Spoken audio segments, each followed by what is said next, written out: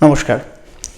আজকে গোধূলিবেলায় একটা সুন্দর ছুটির দিনে রোদ্দুর নেমে আসছে, একটা সন্ধেবেলা হতে চলেছে, বিকেলবেলা বলতে পারা যায় বেশি। একটা কবিতা নিয়ে কথা বলা। কবিতার বইয়ের নাম পাখি ওরে কোমল ধৈবতে, কবি চন্দ্রদীপা সেন শর্মা।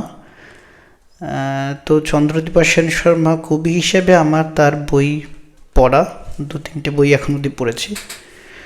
আমি এরপর থেকে কবিকে কাকিমা বলেই সম্বোধন করব, কারণ তার সাথে আমার ব্যক্তিগত পরিচয় যদিও হয়নি, সামনাসামনি এক আধবার কথা হয়েছে ফোনে। আমার খুব ভালো বন্ধু দেবপমার মা, তো কাকিমা সুন্দর কবিতা লেখেন। কিছু কবিতা ডেফিনেটলি খুব মন ছুঁয়েছে। তো সেই স্বভাবতই যখন কবিতা আমার মন ছুঁয়ে, আমি জানি না কতটা ভালো বলতে পারি কবিতাটা, কিন্তু কবিতা নর্মালি একবার বলে দেখার চেষ্টা করি। তো সেই জায়গা থেকেই কিছু কবিতা পড়ার চেষ্টা করব। কবিতাটা লেখা হয়েছে 15ই মার্চ 2024 ভোর 6টা 8। কবি লিখছেন, কবিতার নাম খোঁজ, এবং কবি লিখছেন: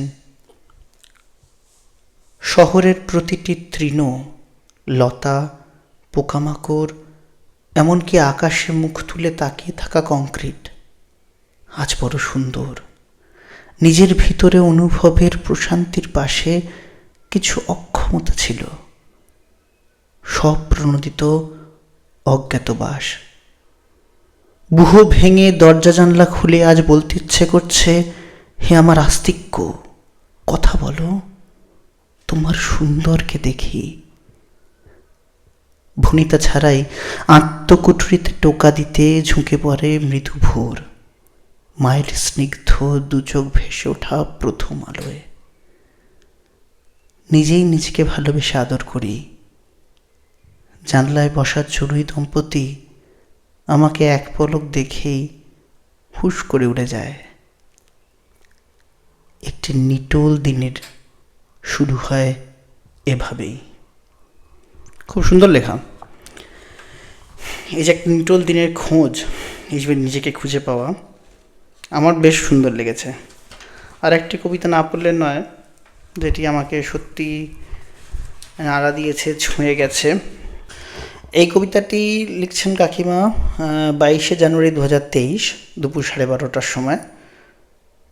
কবিতাটি বেশ অন্য স্বাদের, অন্য ধরনের, আগের কবিতাটির থেকে একটু ভাববার, হয়তো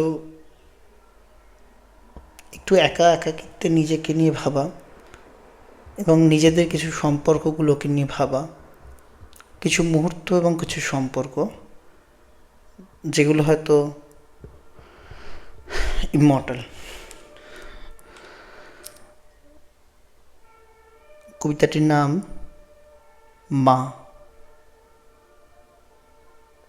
23 দিনের টানাপোড়েন, এক হাসপাতাল আবার অন্য, অপারেশন সাফল্য, শান্তি, বাড়ি নিয়ে আসা, ওইটুকুই আমার আগুন পরিক্রমা। বাকি মা, যিনি 6 মাস দিনরাত এক করে আমাকে বাঁচিয়ে তুলেছিলেন, তাঁর পুণ্য পুজো ব্রতপাঠ সবটুকু আমি। তাঁর ডাক্তারের দরজায় দরজায় ঘোরা, কোলে আমি।